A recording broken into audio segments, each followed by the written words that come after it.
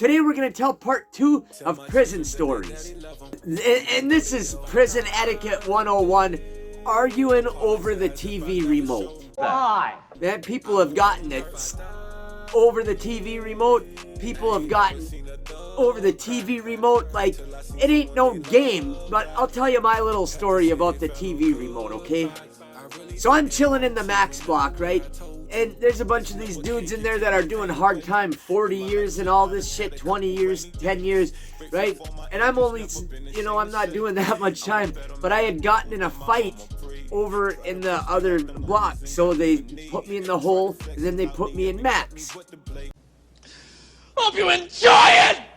I didn't know anyone in there, but obviously I was getting along. Everything's fine, right? Things were cool. I'm making booze, getting hammered. One of my other buddies from the other block, a Latin King homie, came in there, and I was kicking with him because we knew each other. You son of a bitch.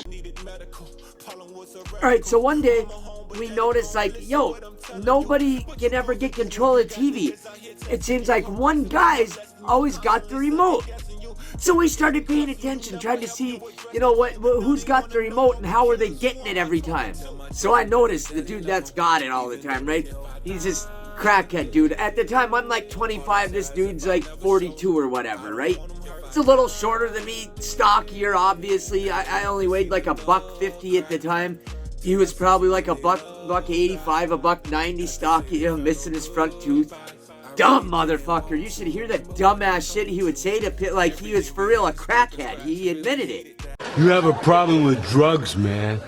So I noticed that this devious, snidely, crackhead, sneaky motherfucker, at every lockdown, every day, and every night, and every time we had to go in the cell, he'd take the remote and he'd hide it. And so I was watching to see where he put it. So I go in my cell first one day when it was time to lock down before a meal, and I just watched out the window. And I seen where old crack boy hid it in the Kleenex box over on the shelf where there's some books and shit. Now, my Latin King homie, he's up on the top tier, I'm on the bottom, and I notice they always let the top tier out first every day when they pop the doors, right? So, I told him when we came out, I was like, yo, I know where crack boy's hiding the fucking remote. Since you get out first, grab that bitch. Grab that bitch as soon as you come down, because you get out before me, and then me and you will have the remote. Just for today anyway, let's pick something we all want to fucking watch instead of what crack boy wants. My homie, shout out Travis, was all about it, right? So he's like, alright, I'll go get that motherfucker, cool. So we're watching the TV, and over at the back of the room, there's these tables that aren't facing the TV. They're facing the wall, connected to the wall. They're single little tables, and the stool is facing the TV. Perfect little spot to sit backwards on and watch the TV and put your feet on the fucking stool, right? So that's where I'm sitting. My homie's sitting next to me, right? And we could tell, oh, crack boy didn't like it that he didn't have the remote. You tripping, bro. You tripping. He went through a lot of trouble. Every day, 3 lockdowns a day. Actually 4 if you count nighttime when we go in. Hiding that bitch. Making sure nobody else got it. And we had foiled his plans now, right? So I'm sitting there bullshit with my homies. We're watching TV, right? We're saying something about the show and laughing and talking, right? Well, crack boy comes up to me. He's like, man, let me change the channel just for a minute and see what's on that other channel, or this and that. You guys are talking anyway. I'm like, bro, we're I kept respectful to a point. I was like, bro, we're sitting here watching TV talking about what's on the TV. That's normal to talk a little bit. This motherfucker goes, you guys were talking for like 30 seconds. That ain't normal. That ain't even watching it. I'm like, yo, sorry, Dad. Me and my friend were talking here, and as I looked back like that, boom! As I turned back around like that motherfucker sucker punched me, wound up as hard as he could, just blasted me right square in the fucking face. Surprise, motherfucker. Man, I've been in hundreds of fights with people. Boxing gloves on, boxing gloves off, bar fights, everything, right?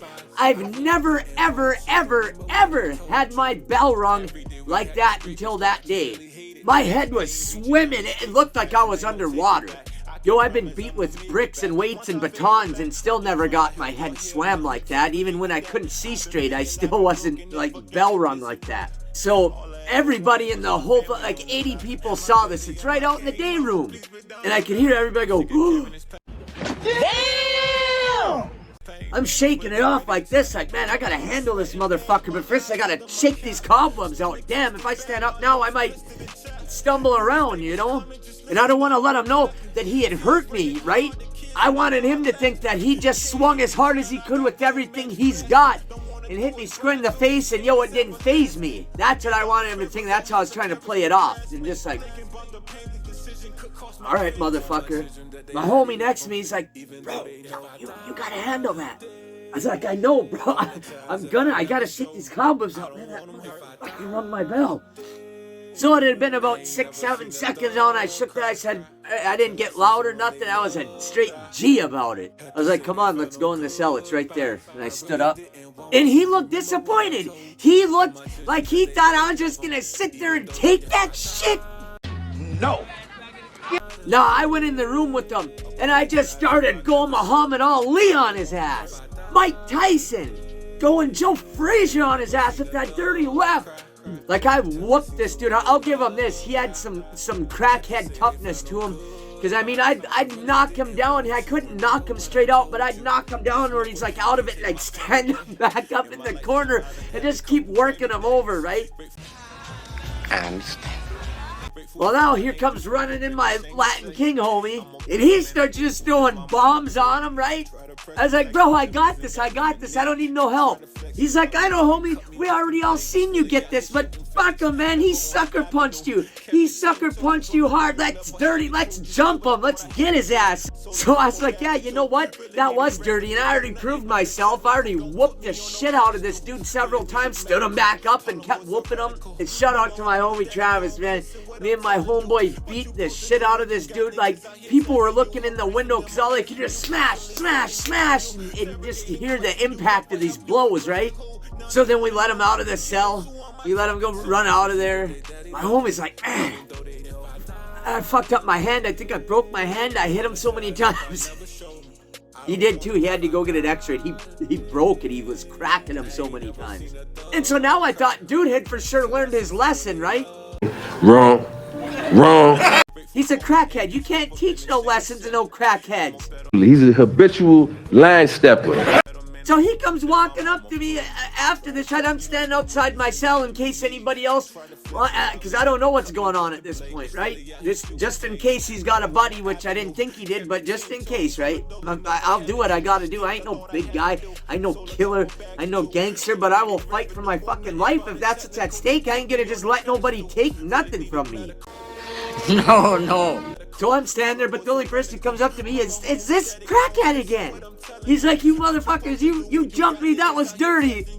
I was like, fuck you fucking crackhead motherfucker. I wasn't even looking at your bitch ass, and I was sitting down and you swung on me as hard as you could, right square in the face when I wasn't even looking at your bitch ass. This motherfucker goes, shut up, and just slaps me quick. I was like, what the fuck? I was shocked. And I went like this, you motherfucker. And this is the part I don't get. He just stood there with huge eyes, staring at me with big ass eyes, just waiting for it. I wound up like this, you motherfucker, and just slapped that bitch as hard as I could. I wound up like the frickin' Macho Man off a Punch-Out. I slapped his ass so hard he spun around in a circle and dropped his glasses, right? So I stomped on his glasses too. I was like, you bitch ass motherfucker, get the hell out of here, I'll fuck you up. He goes, fine, and he picks up his glasses, but if any one of these guards asks me about it, I'm telling him it was you who beat me up. I'm like, y'all heard that? He just said he was gonna tell. Y'all heard that. Well, like I said, you can't teach a lesson to no crackhead. Cocaine's a hell of a drug. Well, nothing happened, but for like the first 3 days, I could hear him out there in the morning when he thought I was asleep. I ain't no dummy. I'd act like I'm still in bed, but I'm trying to hear what's going on, right? I could hear him out there bitching. Man, Those white boys jumped me. Y'all are in here, there's 90 black guys and there's one white boy and a Mexican and you let them beat the shit out of me. That's fucked up. We supposed to all be in the same boat, blah, blah, blah, blah, blah, for like 3 days, right? Finally, Mo, who had been in there for 42 years for a double homicide, he was gonna get out in a couple years. He's shorter than me. I'm 5'8". He was shorter than me, and his biceps were like the size of my dome. Like, this dude was massive, just pumping weights for over 40 years. Coolest dude ever. But, like, that was my homie. Shout out to Big Mo. I hope you're doing good, brother. Finally, Big Mo says, man, shut the fuck up. I hear one more word about it, and we're all gonna jump your punk ass. He goes, man, you in your 40s, that dude's in his 20s, and you sucker punched him in his own shit, like he's from around here, you ain't. He's like, and over the remote? How old are you, man? You're supposed to be more mature than that. He goes, I hear another word about it, and I'm gonna have everybody in here smash on your ass. Shut the hell up. I never heard another word about it. And that's why you don't fight over a remote.